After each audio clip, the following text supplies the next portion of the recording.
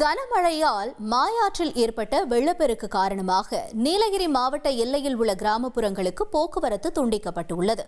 அது குறித்தான காட்சிகளை முதலில் பார்க்கலாம்.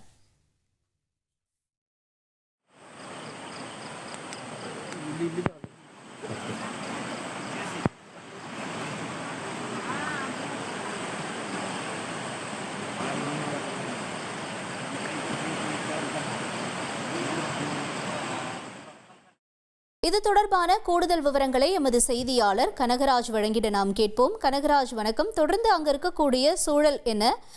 ஆற்றை கடக்கக்கூடிய மக்கள் எந்த அளவிற்கு சிரமத்தை கடந்து செல்கிறார்கள்? என்ன நிலவரம்? வணக்கம். சத்தியமங்கலம் புலிகள் காப்பகத்தில் உள்ள பவானிசாகர் வனப்பகுதியை ஒட்டி மாயாற்றின் கரையில் நீலகிரி மாவட்ட எல்லைக்குட்பட்ட பகுதியில் தெங்குமரகாடா, அள்ளிமாயாறு, கல்லாம்பாளையம் ஆகிய கிராமங்கள் அமைந்துள்ளன. இந்த கிராமங்களுக்கு செல்ல வேண்டுமெனில் பவானிசாகரிலிருந்து அடர்ந்த வனப்பகுதி வழியாக கரடுமுரடான மண் சாலையில் பயணிக்க வேண்டிய நிலை உள்ளது.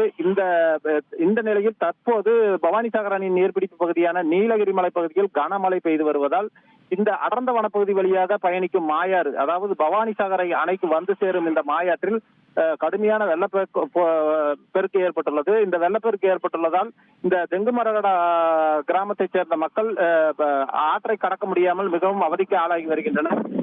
இங்கு பாலம் கட்டப்படாததால் இந்த கிராம மக்கள் பரிசல் போக்குவரத்தை மட்டுமே நம்பியுள்ளனர். இந்த நிலையில் இன்று காலை தெங்குமரகாடா பகுதியில் உள்ள மாயாற்றில் கடுமையான வெள்ளப்பெருக்கு ஏற்பட்டதால் பரிசலில் பொதுமக்கள் பவானிசாகர் மற்றும் சத்தியமங்கலம் பகுதிகளுக்கு வருவதற்காக பரிசலில் ஆபத்தான பயணம் மேற்கொண்டனர். கடுமையான வெள்ளப்பெருக்கு ஏற்பட்டுள்ளதால் ஆபத்தான முறையில் பரிசலில் பயணிக்கும் போது ஏதாவது விபரீதம் நிகழ்ந்து விடுமோ என்ற அச்சம் ஏற்பட்டுள்ளது.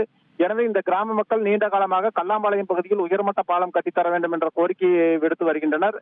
இந்த கோரிக்கைக்கு அரசு செவிசாய்க்க வேண்டும் என்பது இப்பகுதி மக்களின் கோரிக்கையாக உள்ளது.